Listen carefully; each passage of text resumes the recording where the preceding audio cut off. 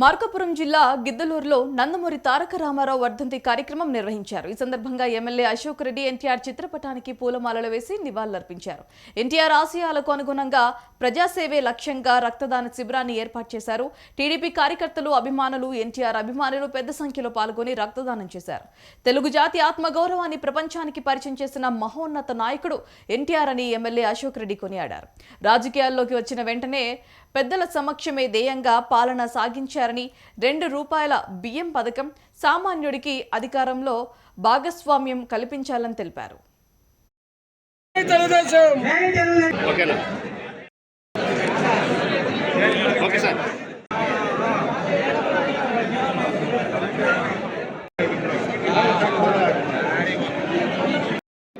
ముప్పైవ వర్ధంతి సందర్భంగా గిద్దలూరు నియోజకవర్గ తెలుగుదేశం పార్టీ తరఫున వారికి ఘనమైనటువంటి నివాళులు అర్పించడం జరుగుతుంది.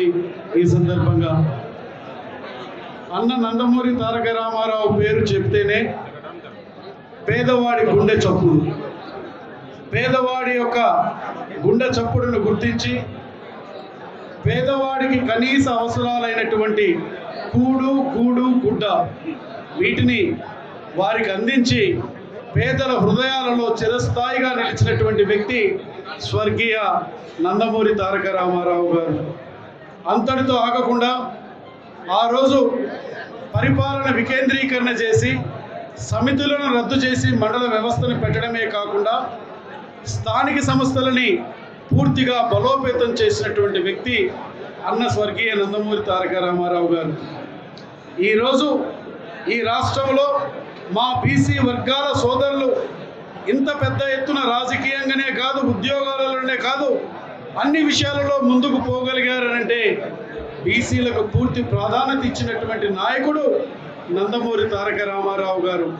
ఆయన గురించి చెప్పుకుంటూ పోతూ ఉంటే ఎన్నో సంక్షేమ కార్యక్రమాలు పేదల కోసం, బీసీ, ఎస్సీ, ఎస్టీ, మైనార్టీ వర్గాల కోసం ఎన్నో చేయడం జరిగింది. అటువంటి మహనీయుడు నేటికి ఆయన చనిపోయి 30 సంవత్సరాలు అయిందంటేనే నిన్న మొన్న చనిపోయినట్లుగా మనకు అనిపిస్తూ ఉంది. కారణం ఏమిటంటే ఆయన చేసినటువంటి పనులు ఆయనని సజీవంగా ఉంచడం జరిగింది అని ఈ సందర్భంగా నేను తెలియజేస్తూ ఉన్నాను.